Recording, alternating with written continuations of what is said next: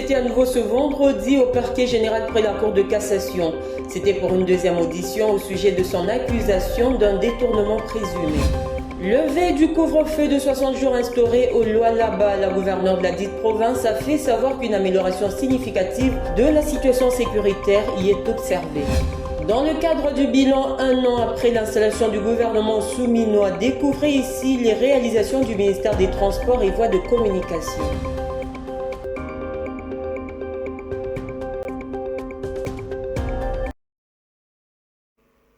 Si vous êtes avec nous, bonsoir et bienvenue dans cette nouvelle session d'information sur votre chaîne. Cette information en bref et en images. Pour commencer, le ministre de la Justice et garde des Sceaux a répondu présent ce vendredi pour la deuxième fois en moins d'une semaine au parquet général près la Cour de cassation. Constant Mutamba est allé pour l'audition à son accusation d'un détournement présumé de 19 à 39 millions de dollars américains destiné à la construction d'une prison à Kisangani dans la province de la Chopo. Comme à la première invitation, ce vendredi, le ministre Constant Mutamba était accompagné d'une foule compacte de membres de son parti politique.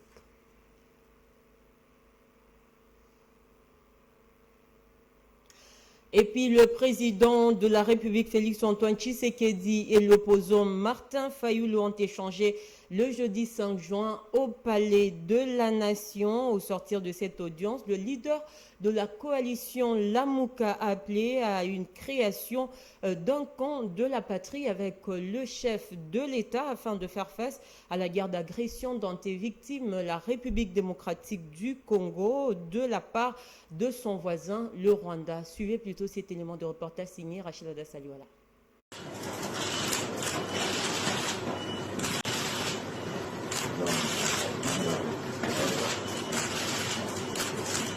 Vous savez que le pays est dans une passe très difficile.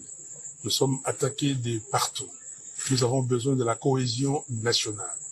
Je suis venu pour lui dire que nous n'avons pas 36 solutions. Nous devons créer un camp de la patrie. Donc les gens qui luttent pour leur pays. Et donc pour cela, avec toutes ces crises que nous avons, crise sécuritaire, crise sociale, crise politique, la solution c'est un dialogue. Donc je lui ai demandé de tout faire pour rencontrer les évêques de la Cinco et les pasteurs de l'ECC pour discuter afin de voir ce pacte social qu'il propose, comment est-ce que nous pouvons le mettre en avant. Donc il m'a compris et il va donner sa réponse très rapidement. Nous sommes Congolais et nous avons des frères et sœurs qui souffrent, des enfants qui souffrent, des enfants qui dorment à la belle étoile, des enfants et des gens qui meurent tous les jours. Aujourd'hui, à Goma, combien de gens sont morts? Aujourd'hui, à Beni, à Butembo, aujourd'hui, à Bukavu, combien de gens ont été maltraités par des gens qui ont occupé nos territoires, nos localités.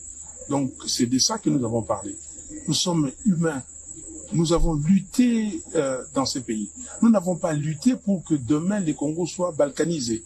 Voilà, nous avons dit, lui et moi, et nous sommes dit que jamais sous notre ère que le Congo sera balkanisé. Je suis venu pour ça et pour insister que le dialogue est nécessaire et qu'ils reçoivent les pères spirituels. Merci beaucoup.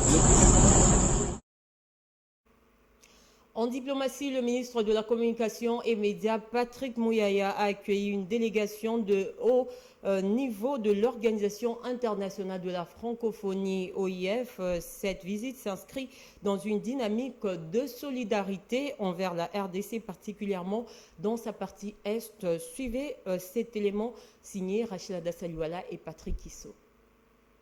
Accompagnée par la ministre déléguée chargée de la coopération internationale et la francophonie, cette délégation dirigée par Myriel Berset-Cohen, représentante personnelle de la présidente de la Confédération suisse auprès du Conseil permanent de la francophonie, est venue s'informer directement sur la situation dans l'Est du pays et réaffirmer le soutien de la francophonie au processus des médiations régionales.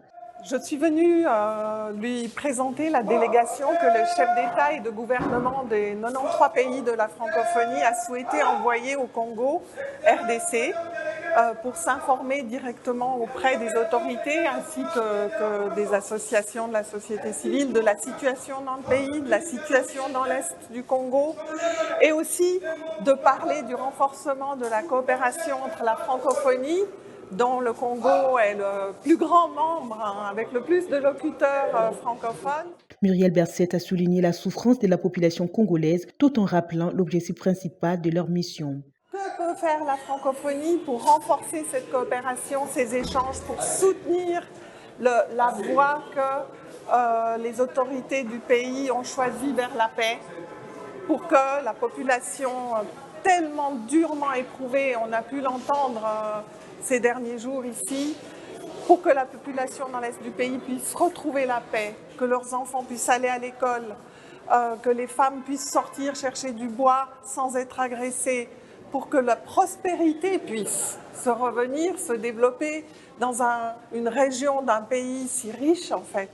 Très satisfait des discussions, le ministre Patrick Muyaya a salué ces entretiens extrêmement fructueux et substantiels. Le porte-parole du gouvernement congolais a évoqué la portée régionale du conflit et a exprimé l'espoir de voir la francophonie appuyer les plaidoyers congolais, notamment en reconnaissant les responsabilités du Rwanda. Le temps des sanctions est révolu, a-t-il estimé, plaidant pour des actions concrètes en faveur de la paix. Sécurité au plus bref, le couvre-feu de 60 jours instauré sur toute l'étendue de la province du Lualaba dans le sud-est de la République démocratique du Congo a été levé à compter de ce vendredi 6 juin 2025 selon ce communiqué où la gouverneure de la province du Lualaba par l'entremise de son ministère de l'Intérieur, Sécurité, Décentralisation et Affaires coutumières porte à la connaissance de la population de l'amélioration significative de la situation sécuritaire observée ces dernières semaines dans ce coin du pays. Sur cette même lignée, du 5 au 10 juin 2000, la ville de Kisangani a été le théâtre d'un affrontement sanglant entre deux armées étrangères prétendument loyalistes. Ce conflit, connu aujourd'hui sous le nom de la guerre de 6 jours, a laissé des traces indélébiles dont la mémoire collective congolaise, 5 ans après, retour sur cette guerre meurtrière. Au tournant du millénaire, alors que la République démocratique du Congo était déjà plongée dans la tourmente de la Deuxième Guerre du Congo, deux anciennes armées alliées se sont livrées à un combat meurtrier à Kisangani du 5 au 10 juin 2001. L'armée rwandaise, soutien du Rassemblement congolais pour la démocratie RCD Goma, affronta l'armée ougandaise alliée du Mouvement de libération du Congo MLC. Ce face-à-face a duré 6 jours. Selon les rapports des Nations Unies, plus de 1000 civils congolais ont été tués. Les quartiers de la ville furent pilonnés, les bâtiments publics et privés réduits en cendres, des hôpitaux et des écoles détruits. Kisangani, déjà fragilisés par les conflits successifs, se retrouvent exsangues sous les yeux impuissants de la population. Un quart de siècle après les faits, aucun responsable politique ou militaire impliqué dans ces drames n'a été jugé. Paul Kagame et Yoweri Museveni, respectivement présidents du Rwanda et de l'Ouganda en 2001, sont toujours au pouvoir. Ni l'un ni l'autre n'a été inquiété par la justice internationale malgré les appels répétés des organisations de défense des droits humains. Ce 25e anniversaire de la guerre des 6 jours est un rappel poignant que sans justice, il ne peut y avoir de réconciliation véritable. La mémoire des victimes mérite mieux qu'un oubli organisé. Elle mérite des réponses, des responsabilités établies et une volonté politique faite pour que plus jamais ne se répète un tel carnage sur le sol congolais.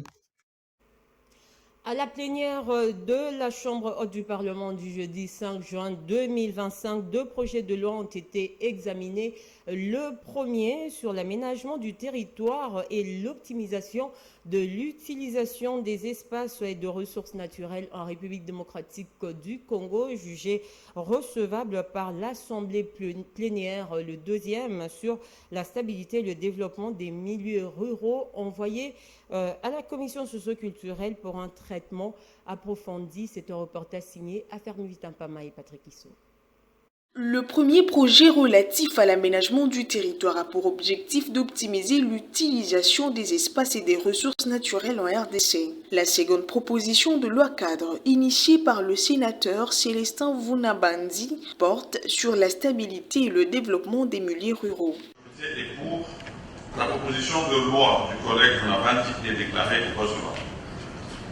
Et sur ce, le débat général est clos. Et donc, honorables sénateurs et chers collègues, nous allons envoyer cette proposition de loi cadre en commission. Le bureau propose que son étude approfondie soit confiée à la commission des relations avec les institutions provinciales et les ETD. Signalons que Samalou Kondé a loué ces initiatives qui sont à ses yeux cruciales pour le développement socio-économique du pays et pour l'amélioration de la qualité de vie des Congolais.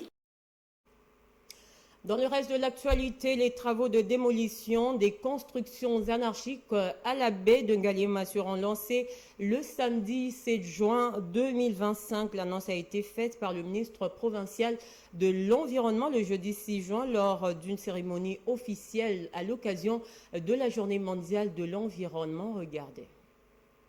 Lancement de démolition de tous ces immeubles que vous voyez derrière nous à partir de ce samedi. Nous devons prendre conscience que dans la ville de Kinshasa en particulier et dans la République démocratique du Congo en général, on ne va plus construire de manière comment dirais-je, anarchique. On ne va plus construire parce que mon frère m'a donné un bout de terrain quelque part, je commence à construire. Ne faites plus confiance aux gens qui vous amènent des papiers à la maison. Autorisation de bâtir à moi aussi non. Adressez-vous aux services compétents.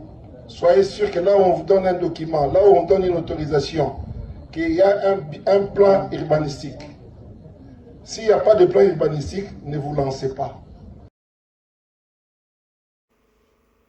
Et puis en médias, les droits spécifiques des femmes, comprendre, défendre et vulgariser, c'est sous ce thème que le réseau des journalistes pour la promotion des droits de la femme a organisé une formation essentielle pour ses membres dans la salle de la MONUSCO. Reportage Rachel Adassaluala et Patrick Issou. C'est dans la salle de la MONUSCO à la Constitution UTEX Africa à Kinshasa que le réseau des journalistes pour la promotion des droits des femmes a réuni ses membres dans le but d'apprendre, de comprendre, de défendre et de promouvoir les droits spécifiques des femmes. Dans son mot, la coordonnatrice du RJPF, Magui Mboukou, a salué cette session d'information qui ouvre la voie au renforcement des actions du réseau en faveur des droits des femmes en République démocratique du Congo. Renforcer en capacité pour bien promouvoir les droits des femmes et nous restons engagés à promouvoir ces droits sans discrimination des races, des sexes ou des catégories et à mobiliser les médias comme instrument de transformation et d'égalité parce qu'informer, c'est aussi agir. Très satisfait de cette formation qui rappelle les fondamentaux sur les droits, l'un des participants a réagi. C'est d'abord on parle de la femme. On parle de ses droits qui sont très souvent méconnus d'elle-même et puis et du public. Donc cette formation nous rappelle ces fondamentaux-là concernant le droit et puis nous amène à pouvoir insister sur ces droits, sur toutes ces valeurs autour de la femme dans nos médias, tout ça. Et ça c'est vraiment très important. À travers sa méthode pédagogique de partage des informations, le formateur, Maître Pacifique Kunzi, a réussi à aider les membres des RJPF à revenir aux fondamentaux, c'est-à-dire la compréhension des droits spécifiques reconnus aux femmes à la fois dans les textes internationaux et dans la législation congolaise. Il n'était pas simplement question d'acquérir des connaissances, mais surtout de s'approprier celles-ci, car on ne peut défendre que ce que l'on comprend bien. En sport, le ministre Didier Boudimbo a félicité les Léopards pour leur victoire d'1-0 contre le Mali le jeudi 5 juin 2025. Profitant de l'occasion, le patron des sports congolais a encouragé les Fauves pour le prochain match contre le Madagascar prévu le 8 juin 2025 en France. Affermi vite un reportage. Ces matchs amicaux contre le Mali et le Madagascar s'inscrivent dans le cadre de la préparation des prochaines éliminatoires du Mondial 2026. Face à la victoire contre le Mali, les Léopards ont été félicités par le ministre des Sports. D'abord, félicitations. Je pense que le pays est tous très content. C'est un match amical qui n'a pas beaucoup d'enjeux, mais au moins, c'est quelque chose qui fait que nous puissions tous continuer à croire en vous. Parce qu'on a vu ce que vous avez fait, on sait que vous êtes capable de faire plus que ça. Quand on gagne, le Congo crie. quand on gagne, là on tue, les gens se disent que nous sommes contents parce que nous avons gagné. Et nous comptons sur vous par rapport à ça. Et après, nous sommes en train de remettre en état la pelouse du stade de Martyrs. Il y aura une bonne pelouse hybride qui va vous permettre encore de mieux vous exprimer au mois de septembre quand on va recevoir le Sénégal. Et j'espère qu'on va leur donner une bonne raclée. Parce que moi, je me projette déjà dans ça. On se projette dans le mondial, on se projette par rapport à la CAN. Et vous avez un président de la République, un chef de l'État. Je me dis, il aurait même dû être président de la République ministre des Sports parce qu'il tient à vous, il suit tout ce qui se fait. Signalons que la prochaine prestation des Léopards est prévue pour le 8 juin prochain contre le Madagascar. Merci.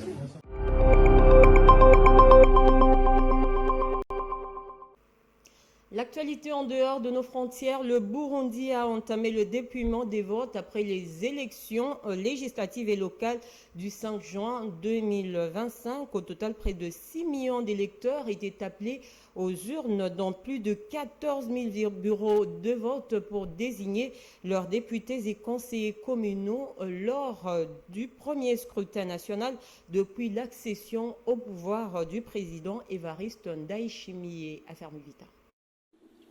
Le scrutin s'est tenu sans la participation du principal parti de l'opposition, le CNL, d'Agathon Rwasa, qui accuse le régime en place de l'avoir exclu par des manœuvres politiques. Le gouvernement rejette ces accusations. La scène électorale était ainsi largement dominée par le parti au pouvoir qui règne depuis 2 décennies, opposé à des petites formations politiques et quelques candidats indépendants. Déjà en 2020, le CNL avait qualifié les élections de mascarade.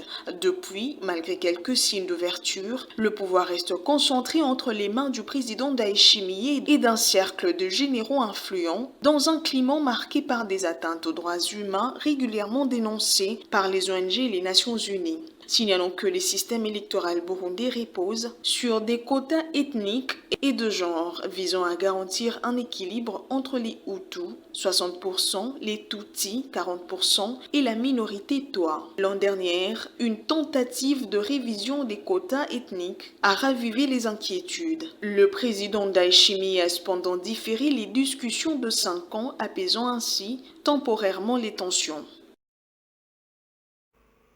Et pour clore ce journal, le gouvernement Soumino totalise une année depuis son installation. 12 mois plus tard, quel bilan dressé dans les différents secteurs de l'exécutif? Focus sur le ministère des Transports et Voies de Communication. Je vous laisse suivre l'intervention du ministre Jean-Pierre Bemba Gombo. Pour la réussite de le projet de fluidité au niveau de transport ici dans la ville, c'est la question de la police qui doit intervenir au niveau de chaque carrefour pour réguler. Malheureusement, ça c'est un problème qui se pose, mais qui va trouver une solution parce qu'il y a une formation en ce moment de brigades routières, de personnes qui devraient dans les 2-3 mois maximum être prêts pour pouvoir maintenant les déployer uniquement au niveau de la circulation routière. Alors vous avez aussi le comportement des usagers qui vont être résolus avec le passage des permis de conduire.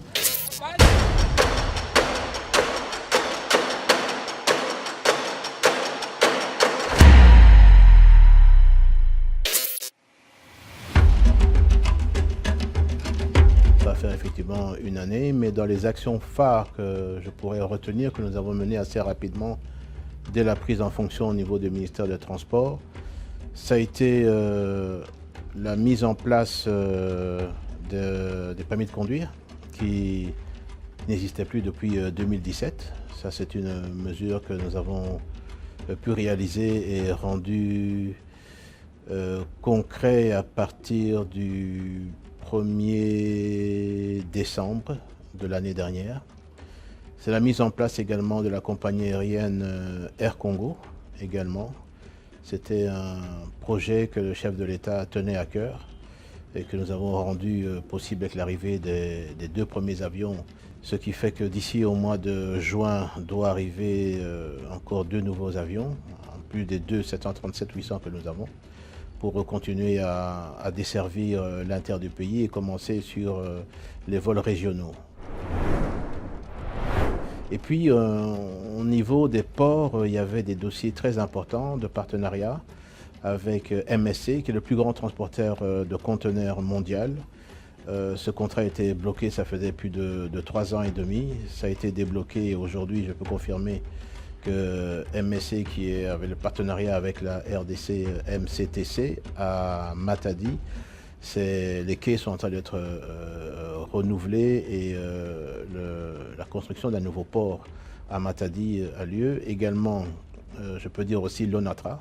L'ONATRA est en train de vraiment de revivre et les 4 quais aussi sont en train d'être réalisés et sont en train d'être finalisés. Et le grand projet au niveau de Banana, DP World, aussi que vous entendiez parler depuis 2017 également, a été bloqué. Aujourd'hui, je peux vous confirmer qu'on a débloqué et DP World a commencé les travaux au niveau de Banana et notamment également le dragage aussi de Banana et le port de Banana, sa construction a démarré également. Bon, permis maintenant, ils ont net permis à poteau. C'est-à-dire, ils ont biométrique et puis carte puce. Ils ont la carte puce, donc, il manque surtout concernant identité et à moto. Ils ont la carte. Voilà. L'avantage, c'est que ils allaient inimitables. Et puis, on dit, on a poteau, on a loué Moutouka, et puis, ce qui on a tambola kuna, on a qui s'y engoué, parce que ça permis international.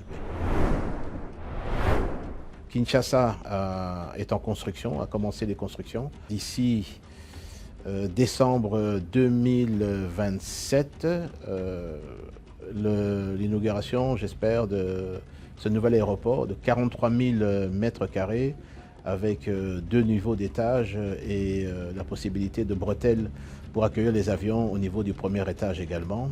Ça, c'est moderne. Même chose pour Lubumbashi. La rénovation de l'aéroport de Bunia, ce qui va faire de Bunia tout nouvel aéroport est en construction.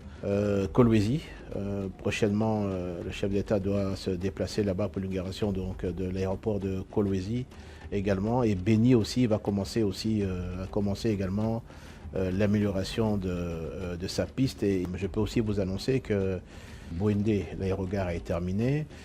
Il y a également d'autres aéroports aussi plus petits à l'intérieur du pays, tels que Gemena, Bumba, Lissala également, qui doivent pouvoir être réaménagés également aussi. Il y a 300 km de câbles de balisage. Ça vient d'arriver il y a 1 mois. Ça va nous permettre de faire en tout cas une quinzaine d'aéroports balisés à l'intérieur du pays. Il y a des gros projets aussi au niveau de rail que nous sommes en train de chapeauter. C'est notamment d'abord le corridor de Lobito. C'est un corridor qui va amener également beaucoup de projets. Il y a aussi le corridor qu'on appelle le corridor central. C'est-à-dire qu'aujourd'hui, les 3 pays, la RDC, le Burundi et la Tanzanie, ont convenu de faire également, de relier par rail Dar es Salaam, Bujumbura, Uvira, Uvira, Kindu. Donc ça, ce sont des projets qui sont en cours et qui sont très bien avancés et j'espère verront le jour pour le pays très bientôt.